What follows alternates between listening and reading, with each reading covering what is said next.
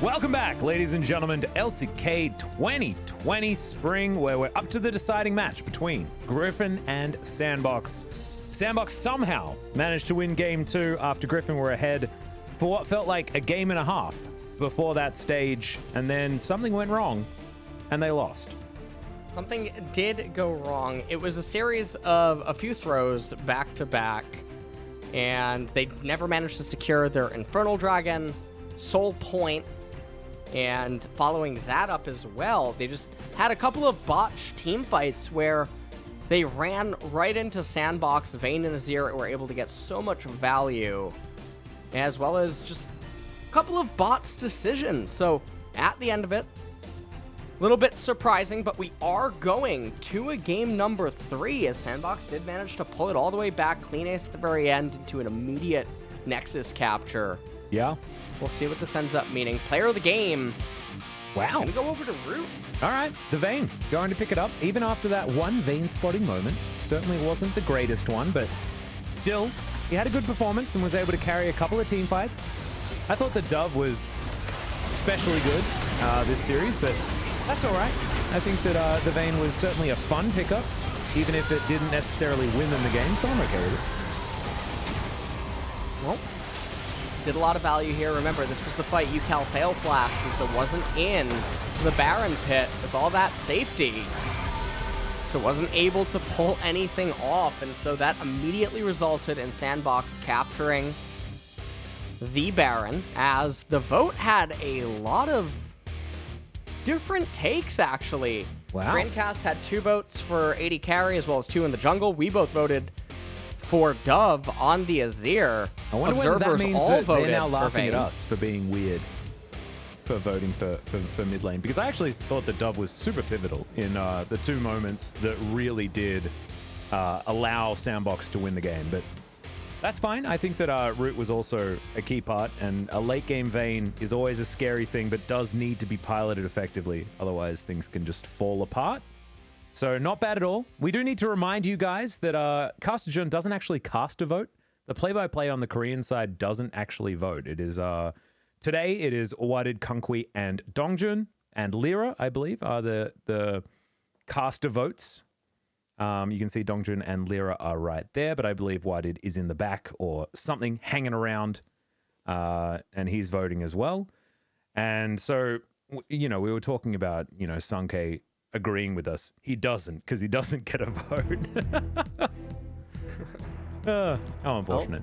Anyway, we are here in game number 3, and we'll see whether SANDBOX can continue the momentum or whether it is going to be the side selection that's going to reign true here today.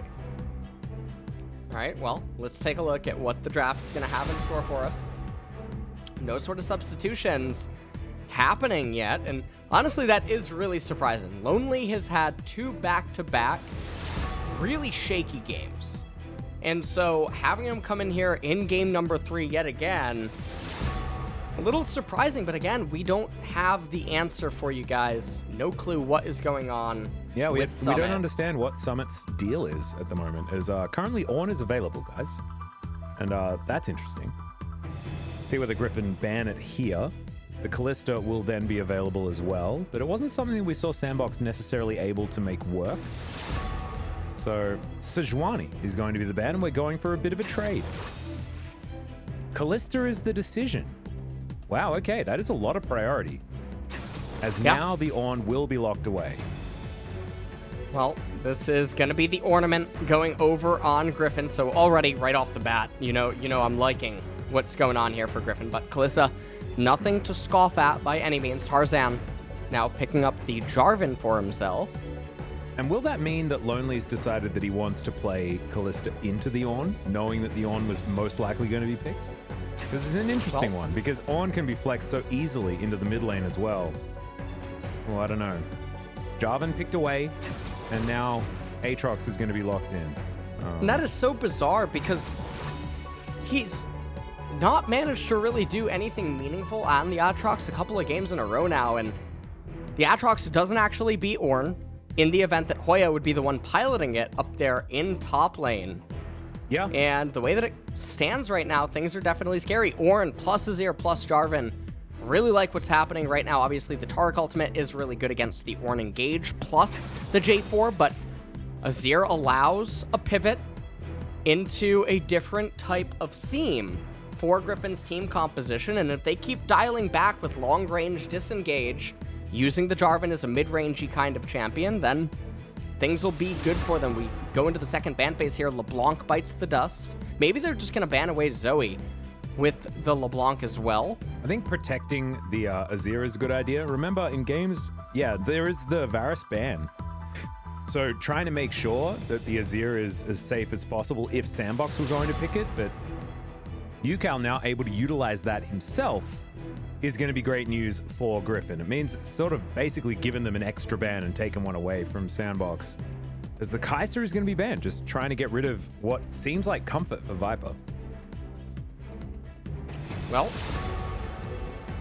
I do question why the Kai'Sa was removed, because I think Griffin probably has a whole different intention for AD carries. And there's still a lot of them that are available, even though we do have the Senna, Aphelios, and now Kai'Sa ban with the Varus. Ezreal obviously still there, but not super ideal down in the bot lane, but does have a lot of value against the current B1 through B3 of SANDBOX if he would go into the Iceborne Gauntlet. Whoa. And so in this regard, Griffin, let's see what they can end up picking here. Probably should just be the support and then reserve counter pick for the AD carry, and I like what they're doing. They're hovering Yuumi, and this allows them the potential to go into a hyper, sort of like what SANDBOX did in game number 2. Well, we'll see whether Griffin are going to continue down that road. It looks like they do have an interesting idea for what Viper is going to be playing, so stay tuned to see what that is going to be. And now SANDBOX need to round out this roster.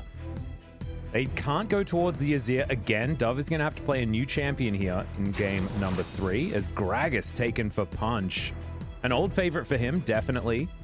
And now Dove, what decision is he going to make here in mid? He can go towards an AD variety, and yeah, Yasuo Gragas is going to be locked away for SANDBOX. This is such a mid-game composition, but this one feels more cohesive. So, Ezreal, Yuumi, and Ornn are really heavily influenced by that Yasuo. So it is really strong for SANDBOX. They also managed to make this in a way where Punch is going to be able to deal true damage on that Gragas. But Griffin, if they just go long enough, and if Ezreal gets Iceborne Gauntlet, gets the upgraded Frozen Fist with Ninja Tabi to boot, with all the heals on Yuumi, yeah, the win wall's really, really obnoxious, but Griffin should have ways to play around that and fight it. So, I feel like Griffin, they're coming out ahead. They're going to have the ornaments. They're going to have so much late game scaling. They have so much range repositioning and just overall tools that can really deconstruct SANDBOX's team comp. But it's nothing to scoff at either, Atlas. This is definitely a closer draft than what it might appear, but you're absolutely right in the sense that SANDBOX basically gets 1 and 2 items. They have a few champions that go a little bit further than that, but then they really do start rapidly decaying, and it becomes the Yasuo show and how much can he actually deny with his wind wall. Yeah. And it feels like both of these teams, I love games like this personally, because both of these teams have very different ideas on how they want to play out this game. And it's about which team can force their initiative and actually take the victory, right? This is going to be about Griffin trying to slow down the early game, not allowing SANDBOX to grab an advantage. And SANDBOX just want to try and go as hard as possible, as fast as possible. And they have a composition that can do that so comfortably. It's going to revolve around what Punch can do in this early game. And yes, he's got a lot of agency based on the lanes that he has available to him and the synergy, of course, with the Yasuo. But whether that works in practice is something that we're going to have to find out now. See how the early game is going to end up playing out. It's definitely very easy for the Jarvan to coordinate with the Ornn and the Azir to set up kills, more so than it is for the Gragas. Gragas' path is going to probably be a lot more streamlined, although once he does get the Predator, he does have quite a lot of approach. Down in the bot lane, can't really expect all that much. We'll have to see how Root and Gorilla can resist against the Ezreal Yuumi. It's definitely a bot lane combo that we were expecting to see a lot more. You can also see Yuumi with the Gathering Storm, not the Scorch, not Sinning. And also, in that regard, they've got 3 exhausts. This is a very interesting composition as far as the summoner spells are concerned. That is, it's going to be a very tired sandbox in some of these team fights. How you feeling about triple exhaust? LS, you excited about it? well, this is going to be very interesting. We've seen G2 do this in LEC. Triple exhaust is really insane against Kalista Yasuo and even Aatrox to an extent. It cripples the Kalista. She can't play the game once she gets exhausted. So it is such a powerful spell, and with the Ezreal Yuumi, it's going to be so strong. And Atlas, my stream died. Oh no. I'm going to need you to... Mine's alive. Do you mean your production stream or the Twitch stream? Which one? The production stream is dead and lagging. I'm back now. Hello. Hi. Let's. I wonder whether you're going to be ahead, behind. What's going on? Currently, I've got Yukal and Dove in the mid lane. Yukal's about to kill the last 2 minions. There's the last one dead. And now we're top lane. Where are you at? Well, I am currently at top lane too. I'm 2 minutes and 27 seconds into the game, and perfect. What I meant is that my live feed from LoL Park ended up dying, not my stream to LoL Park. Ahaha. So I was still going out, but I wasn't getting anything in. So well, that sounds fun. Pretty much it. That means that the stream's okay. We're all going to be all right. And just to follow on from your point, it means that the triple exhaust means that technically now after the buff, I believe now exhaust lasts 3 seconds. Yes. So that's 9 seconds of exhaustion onto a Kalista if they are That would be able so to funny if they layer them. chained it all together. It would be And hilarious. then Kalista just sort of stands still. Are there gives diminishing up. returns? I think there might be diminishing returns, so maybe it's not quite 9 seconds. I don't know. That certainly sounds Yukal, bad. It does sound really rough. Yukal playing relatively safe, has the Jarvan in close proximity. Everyone knows where Gragas is. Again, Tarzan is actually behind the Gragas in terms of clear right now. Has a lot of first picks coming out here. Yeah. On the side of SANDBOX.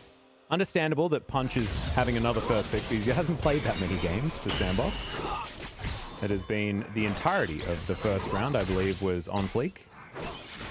Punch only finally getting his time in the sun. Is on Fleek and Summit are doing something there on a holiday, I guess. I don't know. See whether they do come back in coming weeks, but not in this series, as this is the last game. This is the one that SANDBOX or Griffin will have to win. Griffin desperate to try and get out of relegation zone, and SANDBOX trying to vie for that western side for their opportunity to get on the ship. The ship feels like it's left the port for Griffin, but it hasn't necessarily yet for SANDBOX. It will need things to go their way, but otherwise, still an opportunity. They're going to have to really dig deep in this game. And I want to see Lonely actually do something in the laning phase that's going to at least give us an understanding as to why he picked the Aatrox 3 games in a row. Yeah, and so far right now, he's actually losing to Ornn in the CS department. Ornn does beat Aatrox. And if you're really good at Ornn, it doesn't even matter if the opponent's really good at Aatrox. Ornn just annihilates Aatrox in the game. Generally, all that you have to do is get to the Bramble Vest, and then the lane just ends completely. Aatrox can't really heal anymore, can't really trade against you. Things definitely become bad news bears. Infernal Trains ends up coming out there as a trade.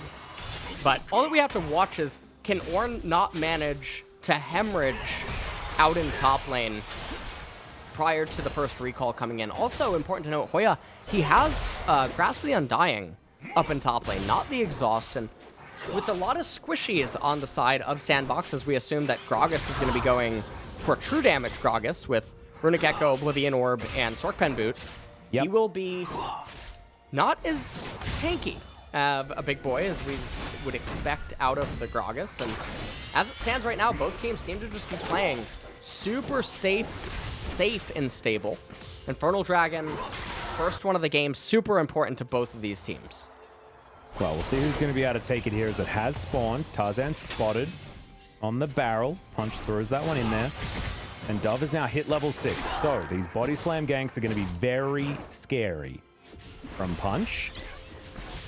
Many knockups as well. Remember, we've got Fate's Call. We've got all the Qs from Lonely. And we've got the Explosive Cask and the body slam from Punch. Plus Dove can set it up for himself. Only Gorilla without a Fate's Call is without a knockup and a start of a fight for Dove. So SANDBOX will be able to dictate the pace of these engagements as this game goes on.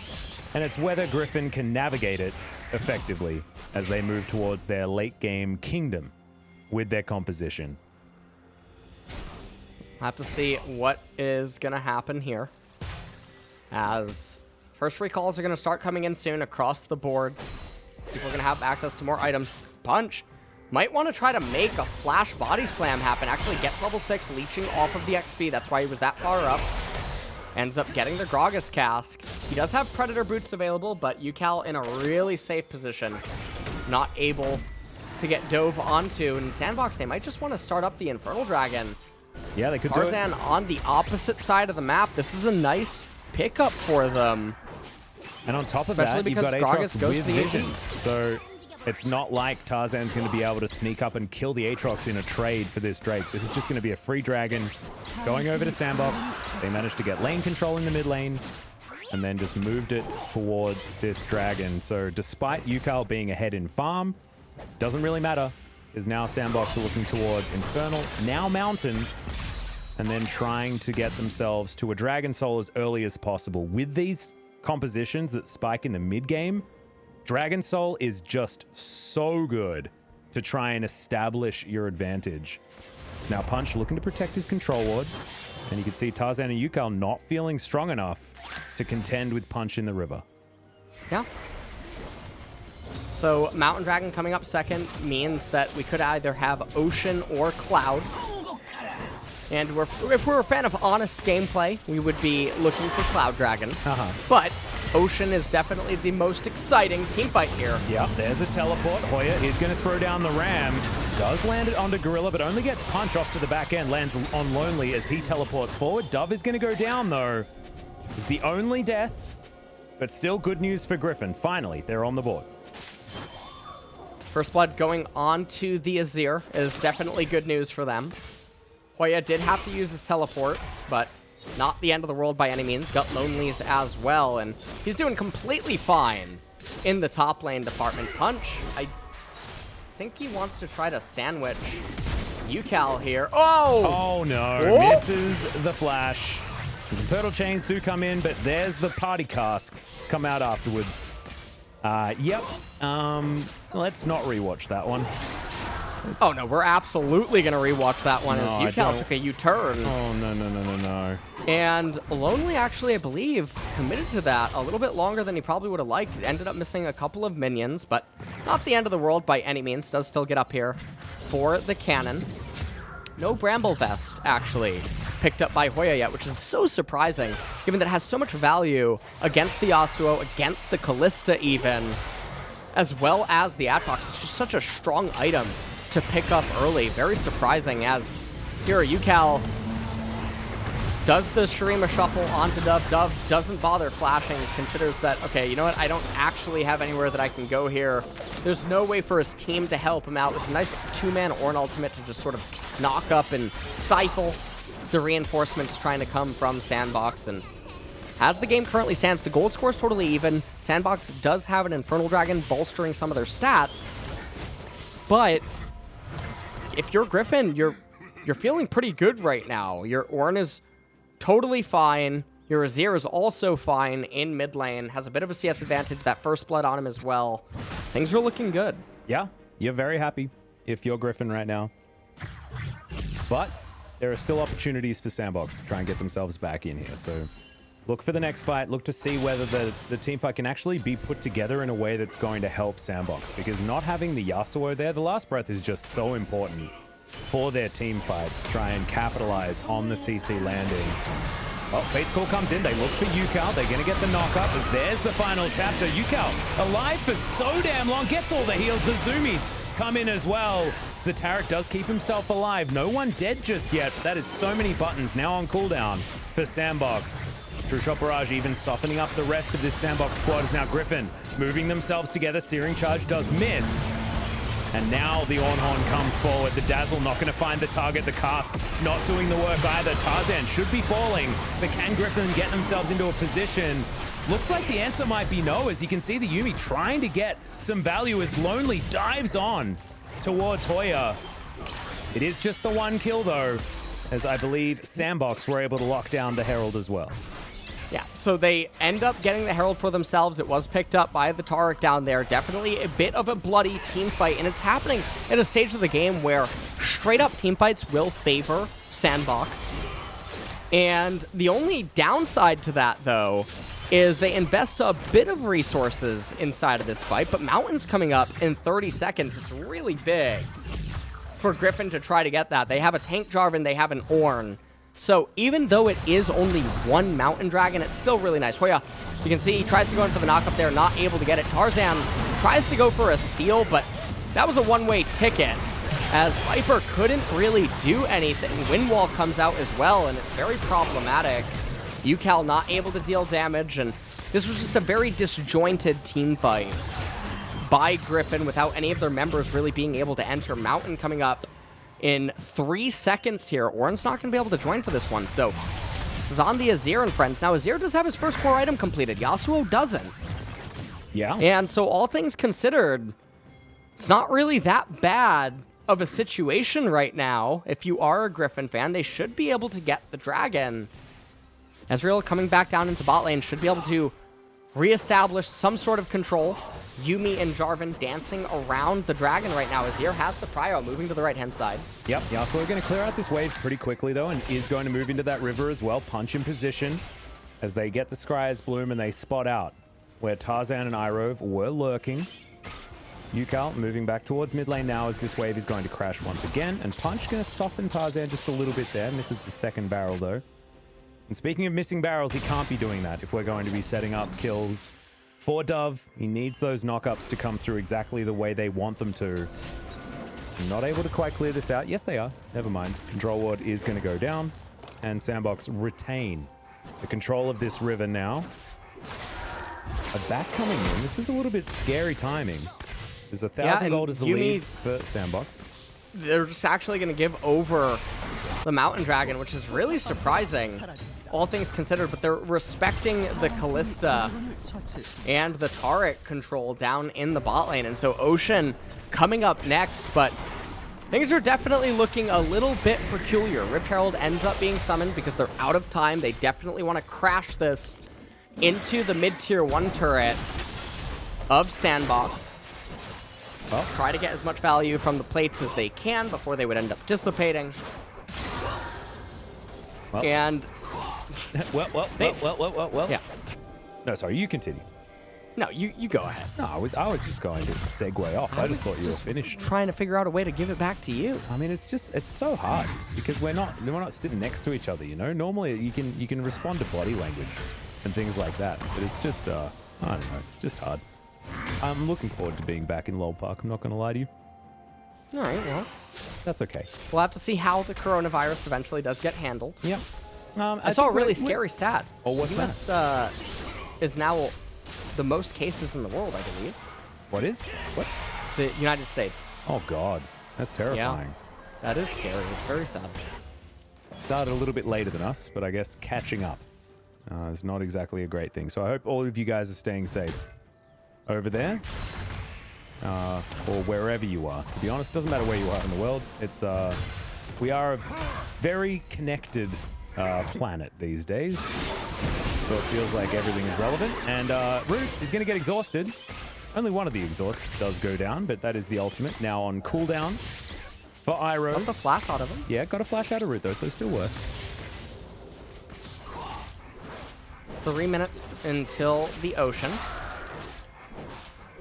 ends up coming up here. SANDBOX still just posturing. Ornn 2 levels away from the ornament upgrades, although given that Hoya is just only getting access to CS and nothing else, it's going to be a while until he gets both of the items. He's really close to Sunfire Cape. He should be able to have that one shortly, but Abyssal Mass not going to come into later, but once he has it, and he's in the meat of the team fights, it definitely is going to amplify damage for his teammates. Ezreal, Yuumi, Azir, even the Cinder Hulk of Jarvan, all going to be dealing some magic damage. Yep.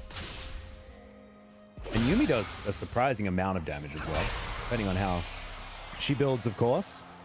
Looking over the other side, though, I mean, Dove, he wants to get towards his Infinity Edge, but it looks like it is going to be Steric's Gauge second, which is still a good 2-item spike, to be honest, just because you are so much more tanky in that particular scenario. But the 2 items that we were looking for SANDBOX are on their way for all of these champions. They want a larger gold advantage than this, moving into the 20-25 minute mark. And I think a fight around this next Ocean Drake is going to be exactly their opportunity to do so, as Prowling Projectile does not find the mark there onto Dove. And he's able to clear waves so fast with this Static Shiv that he's already completed. Zionist Hourglass is actually going to be the second item for the Gragas, not actually going into the Oblivion Orb, as Ornn's Sunfire Cape has been completed. Azir still just sitting on that Nashor's Tooth with a Sork Pen boot. And the way that the game currently stands right now, they're just endlessly playing ping pong in all of the side lanes. They will have the triple exhaust available in the next team fight, and Root won't have the flash available. And obviously, I'm referring to the Ocean Dragon, as everything else does currently stand. Itemization does sort of favor SANDBOX right now in an immediate team fight, but that Iceborne Gauntlet was the... Okay, here we go. Yep, Tarzan's going to have to get out of there, but there's the final chapter. Tarzan with the Cataclysm into the backline. Great knock-up, and does go golden at the right time, but he's given up for the Ghost. As the Jarvan is taken down now, SANDBOX looking to try and push further forward. Shirley available still, and SANDBOX are going to try and take this as their prize for grabbing that kill. There's the last breath, lands onto the Ezreal. Nothing he can do, and that's only one person hit by the Emperor's Divide. Oh no, Yukal shorting it completely, and now Hoya having to run away. Gorilla looking to chase after him, but I don't think they mind too much what this Ornn does, but he's still going to teleport to try and get himself out of there. The Ren comes in, punch secures Shirley, and she's going to be put to work in one of these side lanes. Yeah, and this is a really big victory here for SANDBOX. They end up increasing their gold advantage to 2,000. Griffin might be able to just burst down this Ocean Drake. You can see Aatrox is already over here, and Tarzan has a bit of a pit stop at Wolves. And so this might mean that Griffin's just going to give this up again entirely. It's not what you want to be doing. Soul Point is so powerful to control what your opposition is going to do. Just limits your amount of options, because at that point you just have to fight, right? You can choose to fight on this one, but it's much easier to choose to say yes and hold on to at least that choice moving later into the game, where Baron is a tradable option in that scenario. Right now, it's all about this Ocean Drake. You can see Aatrox hanging around the area. You can see Shirley's going to be able to take down this outer turret in mid lane. And Barrels are just zoning Griffin away from this Dragon Pit. Some backs coming in. It looks like the priority on the Drake isn't necessarily there like we were expecting from SANDBOX. But just a reset and a couple of control wards to go into the back pocket of Gorilla so that they can retain control. And Griffin trying to shove into mid lane. They haven't been able to deal damage to any of the turrets on the side of SANDBOX. And so that is where a lot of the standing gold is. When all of those turrets fall, the gold advantage is basically not there. Yeah. So it really just comes down to, can Griffin win this team fight? Now, they only have one exhaust available, so there's a lot of advantage. Oh, Griffin does not know that they are on top of a ward right now. Yeah, this is very scary. And Gorilla can even get thrown in there as well as Punch gets over the wall. They have control vision, so he knows that he's invisible. They didn't see any wards go down, so still, this is a very dark river right here as Tarzan has the Yuumi on top of him. Sun turret falls down, and now SANDBOX have started off the Drake, but Tarzan already down to half health, pulled in by the Infernal Chains, and the last chapter does nothing. Lonely still looking for this, but Griffin say, nope, no chance we can fight with a Jarvan at such low health. And now, the Ocean Soul Point is upon us. And SANDBOX, they're playing out their composition exactly the way that it wants to be played. Putting their foot down in the mid stage of the game. And this is exactly what they needed to do. Get all of the early dragons, make sure to have control over them, and they're rolling really good. Ocean Soul is probably the best dragon that they can ever get because they're all about sustain extended fights, especially with that Taric ultimate and all of the stuff that they try to do. So Griffin, Tarzan is honestly the MVP for SANDBOX so far in this game, because he has constantly just taken the most bizarre cataclysms and engages all around. Definitely looks a bit off in this series, as right there, Ezreal just getting clapped inside of this replay. Streamer Shuffle not going to be able to do anything, and the problem is that with the game accelerating as fast as it is, Ezreal and Azir don't have the damage to just draw out the wind wall super early, and so Yasuo can hold it a lot longer than normal for the key ultimates and key abilities on the side of Griffin, and things just get really rough. Well, Yumi's day is absolutely destroyed. I mean, the last chapter does nothing, and True Shot Barrage, if she is on top of the Ezreal, it just takes so much damage away from Griffin. So we're talking about timings, and SANDBOX, if they can utilize that wind wall at exactly the right time, then it is going to be very frightening. Steric's Gauge on its way here for Dove, very close to being completed, but I'm looking at Root's items and I'm feeling nervous for Griffin, because Root does have the Runon's Hurricane at a very fast clip, currently ahead by 30 CS over Viper as well, a little bit less than that after Viper picks up these minions. But Punch clearing out Vision, Gorilla placing Vision himself, and Prowling Projectile will find the Taric, but you can see Griffin are so apprehensive because they've just lost control of this game. Not that they really had any, but I just feel like the door is closing on a Griffin victory here. Well, 4,000 gold lead here for SANDBOX. And as it currently does stand, things are looking very doomed. Death's Dance finally came in for Lonely. Yep.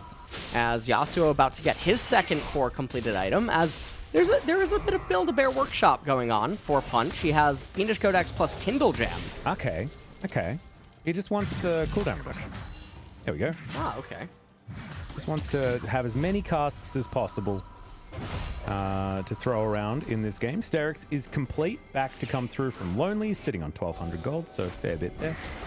And just completes the Spectre's Cowl on top of everything else. He's going to have a hell of a lot of healing after he presses his R button. And so far, we don't have the Morellonomicon completed. UCal will have it relatively soon, and he'll need to use it on the Aatrox, because after Spirit Visage and the Death's Dance and his ult, that's too much healing, actually. This Punch unable to steal away the big Raptor, but honestly right now, SANDBOX are very, very pleased. As you can see, things went a little bit wrong in the early game, but otherwise it's pretty linear progression here for SANDBOX as the game goes on, and we're close to a 5,000 gold lead for this team, moving into what is going to be the best time for SANDBOX to fight. 2 items on everyone, 2.5 on the Aatrox towards the top side. Even Punch is doing a decent job right now, 1, 0, and 2.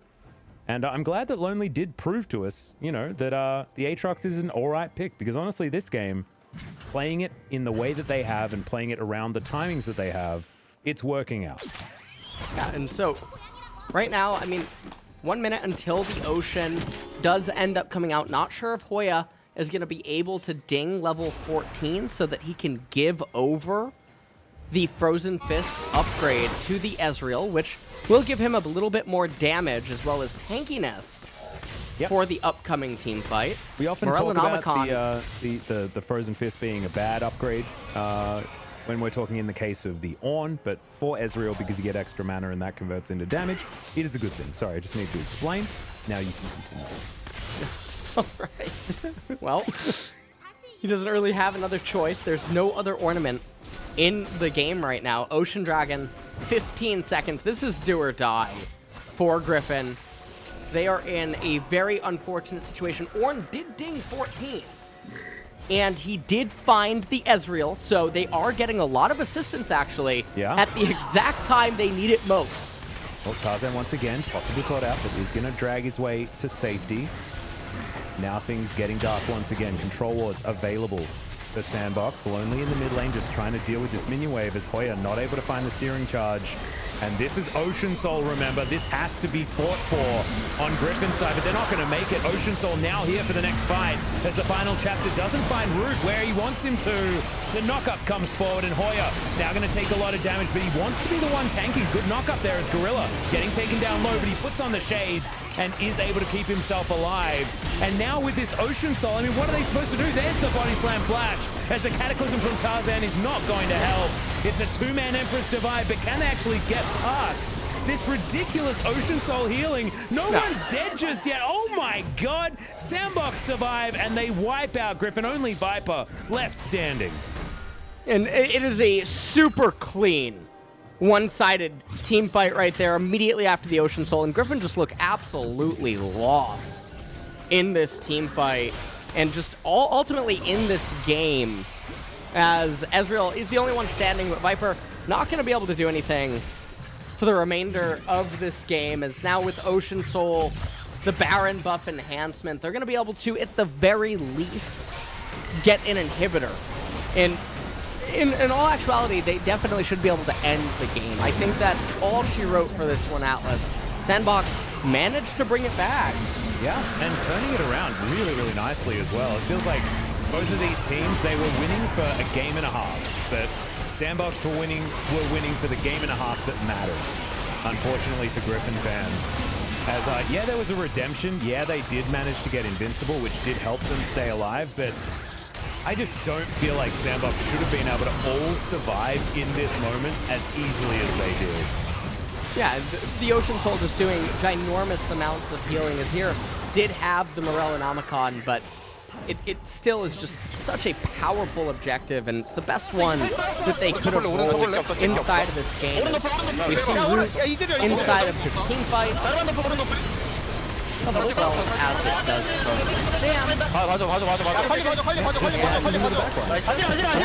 goes right into the back head. Small numbers popping up on his screen as it's like giving everyone a really warm-ups. clean That's game. what it feels like. Yes. But it works in combat. It's just not great. It's not great if you're the opposition. As Griffin now trying to defend inner turrets, but they're unable to do so on either front. And Root is very healthy. I believe has his Bloodthirster. I think I saw the shield. But now it's just Viper trying to deal with this Siege minion. He should be able to, but you can see a back coming in from Yukal. They're giving up on this inner turret. Lonely already getting to work on the inhibitor. The rest of Griffin looking to rotate around to try and challenge. There's two Siege minions here as well. It's really scary stuff. The turret finally falls down. Now another minion wave. Conga lines towards the mid inhibitor.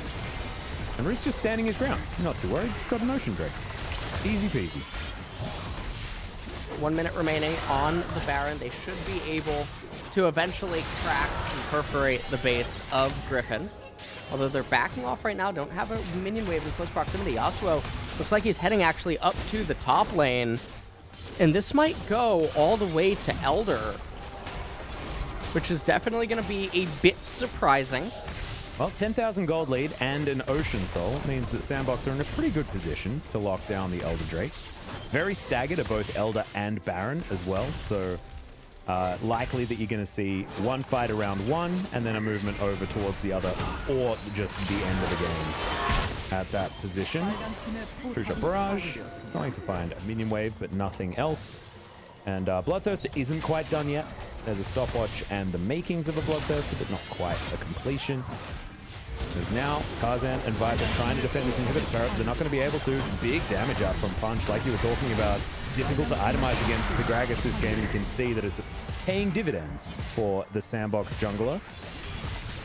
One inhibitor down, and now a minute and a half before the Elder Drake. It's feeling pretty textbook here for SANDBOX as they move towards a 12,000 gold lead. Definitely is very strange, as Griffin, they don't seem to have any real clear window back into this game. You can see Executioner's Calling picked up on the Ezreal. Lost Chapter picked up on the Yuumi super late into this game, but no one's really going to be dealing any damage anymore. They're all just mostly going to be tickling. Total damage dealt. This also really paints a picture of what really happened this game. There was very key decisive fights that just eventually accrued small but certain advantages for SANDBOX over and over and over, as it's very surprising. Yasuo not having done a whole lot. His wind wall, though, very effective. And just the objective control around the dragons proved to be a little bit too much. Now, if this wasn't Ocean Soul, if it was Cloud Soul, I would say that Griffin still could maybe have a chance in this game if it would go another 5-7 minutes. You have all the ornaments start coming in, but I mean, Azir's not even building them. Yeah. Neither is Jarvan, so suppose maybe in that regard, it's not really quite working out. It's going to take a little while. I do want to just point your attention towards the fact that SANDBOX have taken overall more damage than Griffin, despite winning basically every fight so far this game. And that just shows that, you know, certain things like the Ocean Drake are really powerful. Not to mention the added healing that they have available to them as Tarzan looking to try and find another opportunity in. I do like the idea of staying on the front foot, but honestly, it feels like there isn't too many opportunities for them to take wins, as Dove now trying to escape this Griffin train heading towards him. Yukal dives on forward, gets the Emperor's Divide, and now the barrel comes into the backside. Now they've turned it into an engagement, but the last chapter comes down. Dove is actually really tanky in this fight. Flashes away eventually, as now Lonely finds the knock-up. Hoya not going to get pulled back because he has the Bellows Breath, and now they retain their Phalanx. The re-engage from Tarzan will get the knock-up here onto Punch, who can go golden at a moment's notice, and Lonely dives into that Cataclysm with him. That golden is going to come forward, and Tarzan falls down. The shades get lowered. Everyone is immune to damage, and this looks like the last team fight for SANDBOX. They turn things on their head, and honestly, I'm very impressed by how they've done it. Hoya trying to turn this one, but he's going to fall. Viper has to flash, but that is not the direction you want to be going because your base is under fire. And Yukal here, the last bastion of hope with a Yuumi on his side. But cats and birds aren't necessarily the best of friends. There's the knock-up just from a Q, and that's another last breath. As Iroh, no options, and SANDBOX will take down the Nexus turrets and win Game 3, taking down the series over Griffin. They win in very dominating fashion here in game number 3.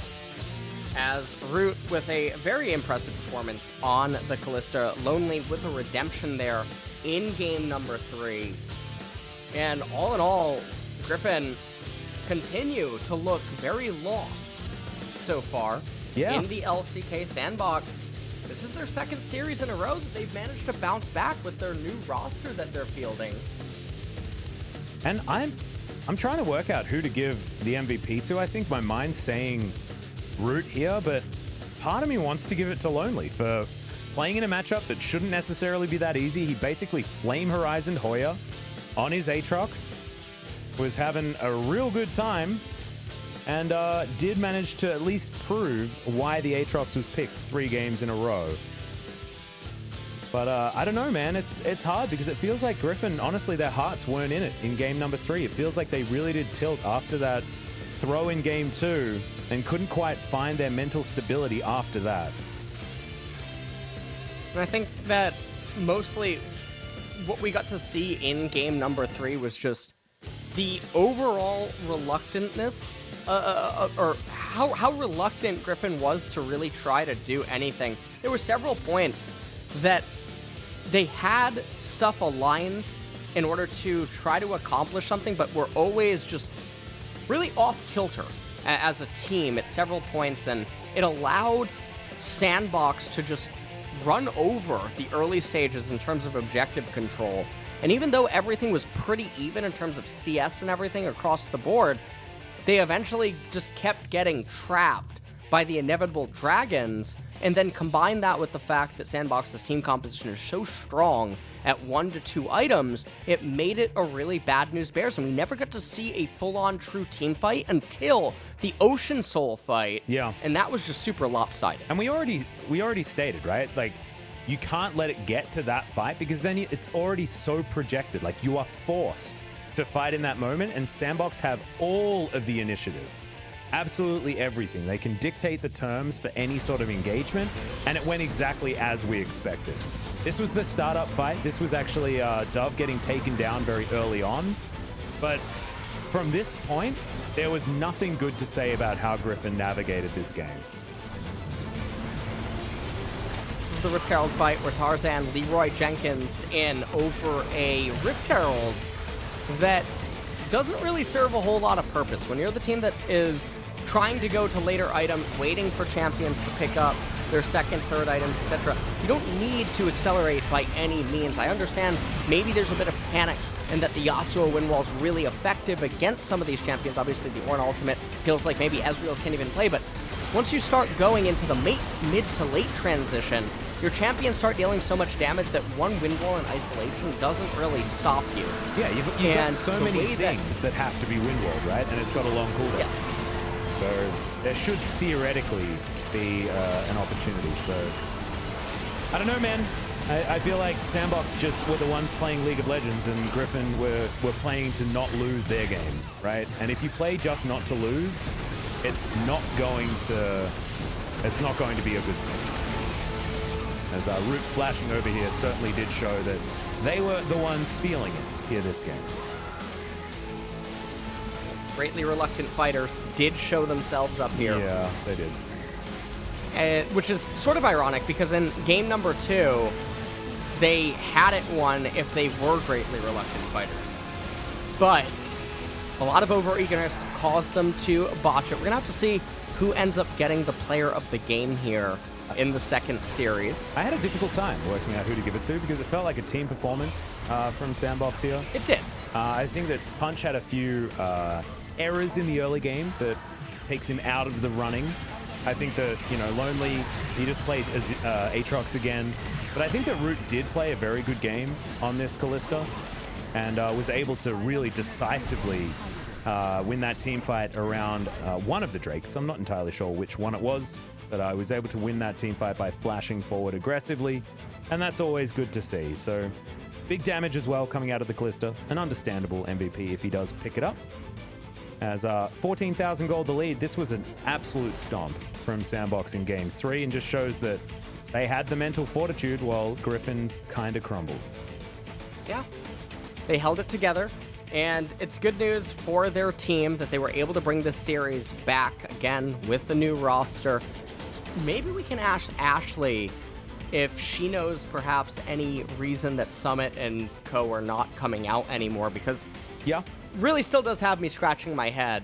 I wonder whether she's got the inside goss. We could talk about I wonder if she has the inside scoop or if she can maybe find out somehow. Because I know a lot of fans are wondering what is going on in that regard. So perplexing when one of the best players in the entire LCK is on the bench. Yeah, no, I agree. On fleek as well. I mean, he's been having a great season, but it's been Punch, and he's going to pick up player of the game, actually. They're just going to ignore the party casks in the earlier stages. He was getting his eye in.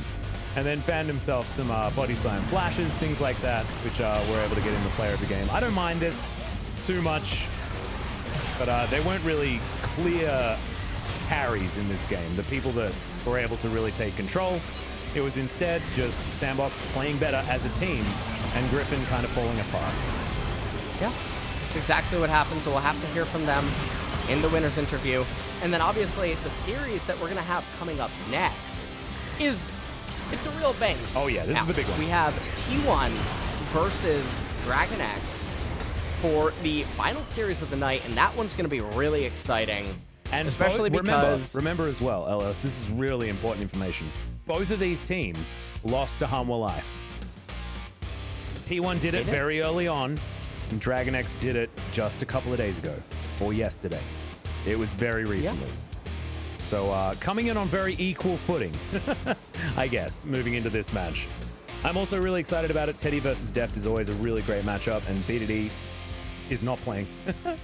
I apologize. Chovy versus Faker is a huge one in the mid lane as well. So I'm also very, very excited for DRX versus T1, but we still need to hear from SANDBOX about their victory. And I'm actually really interested to hear about how they were able to establish their mental afterwards. So let's throw it over to Jisun for some translation. Let's hear from Punch Fruit, the POG from SANDBOX Gaming.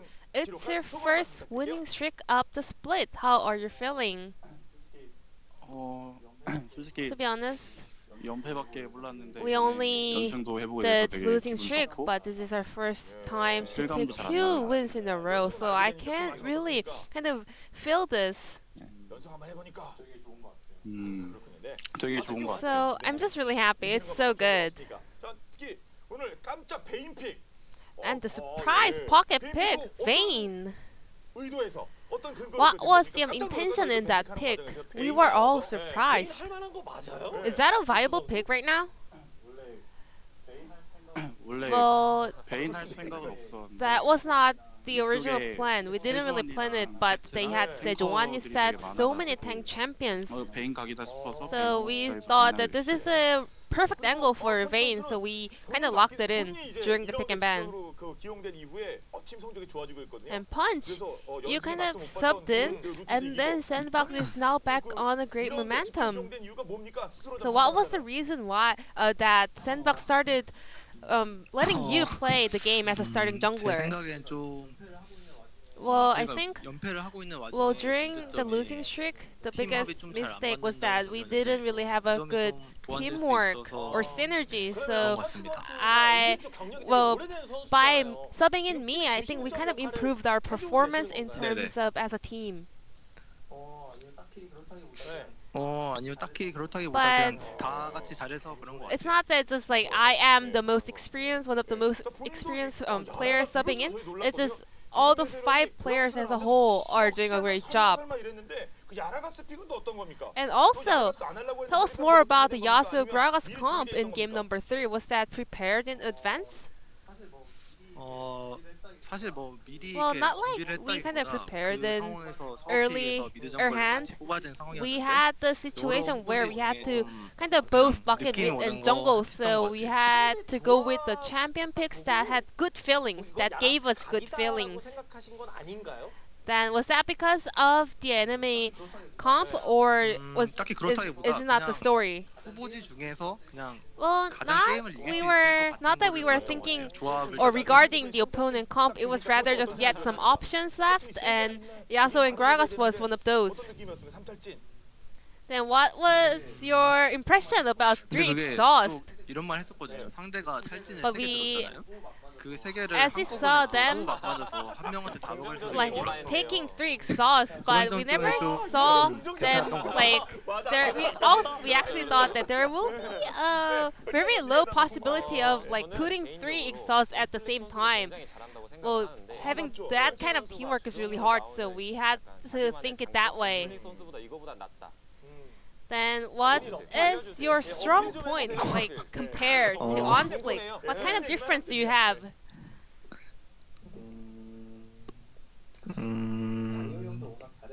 I mean, 장경이 형도 워낙 잘해서 on-split is also a 틀난 great 적은 없고 player, 운이 좋았던 것 so 같아요. there's nothing that I really outshine him. We all just are good junglers. What about Rude? I mean, we really want to hear more about the disconnection issue happened. 원래 평소에 이런 적이 I 한 mean, 번도 this never 없었거든요. happened before. 갑자기 But 끊겨서 suddenly we just all lost the connection, so we were like, what's going on? And we were all flustered. So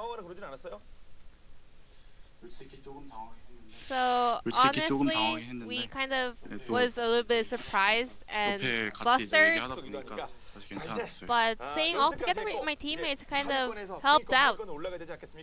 So lastly, SANDBOX, how are you guys gonna prepare for the remaining matches in round 2? 앞으로 남은 경기 We'll 웬만하면 다 이겨가지고 we'll 플레이오프까지 do our 바라볼 best 수 to win 있도록 all the 열심히 remaining 하겠습니다. series to make it to the playoffs. 네, 저도 일단 뭐 Same. 당장에 내일 모레 있는 Well, we have 꼭 이겨서 APK 강등권 series 탈출하고 in 싶고요. 2 days, so 네. we really want to win this 남은 and get out of 상대도 the relegation 강한 zone. 상대지만 And 다 also, 한번 well, the 이겨- remaining 이겨- opponents 이겨서 are really 플레이오프까지 strong, 노려보도록 but I want to take them down and make it to the playoffs. So this will be the end of the interview with Punch, 감사합니다. Root from SANDBOX Gaming, and I'm gonna pass it back to our casters. Thank you. Thank you so much, Jisun, for your interview translation. It is also a little bit difficult because I can't hear Jisun in our incoming info, and I can only hear it on the stream, which is a little bit delayed, so it's really hard to pick it all back up again. That's my excuse for being a little bit delayed on my pickup. However, SANDBOX have moved themselves to 6th place, and Harmwell Life, after being 6th at the beginning of the day, are now in 8th. Yes, and I mean the thing about it that is so good is that Hanwha Life, I mean, they're now in a 3-way tie. I mean, Donwan Gaming 3-way tie with SANDBOX as well, but SANDBOX getting the leg up in the point system was really big for them. So things are definitely getting a bit spicy in the middle of the pack, and KT has managed to separate themselves from the rest. And They're going really, to the ship, man. It's they happening. are absolutely, positively going to the ship as Griffin continued to just, I don't even know. No, that's it's like gravity is aquaphobia. just influencing them Certainly is. They just to a don't whole wanna go different near world. They near are the getting ocean sucked at all. on by a black hole. Yeah, I don't know. Not about that life. They want to stay on land. No ships for them, as they are pretty much locked in the bottom at the moment. They're going to have some crazy turnaround to get things done for them. And that's enough about those two teams, because we've got a huge match coming up after this. DRX versus T1. Can T1 continue their momentum? Are DragonX just boom after their match against Hanwha Life? We have absolutely no idea, but we'll have to find out after the break. We're absolutely going to have to find out after the break, Atlas, as I'm looking forward to this match. Oh, yeah. This is one of the climaxes of round 2, and I don't think there's a much better time for it to be happening, because both of these teams are neck and neck for second place. And do you know what we're going to need? We're going to need about 30 minutes of Dodongas. We are. In order to get us ready and hyped enough for T1 versus DragonX. So, ladies and gentlemen, make sure you stay tuned. Plenty of TFT ads incoming, and we'll see you afterwards for DRX versus T1.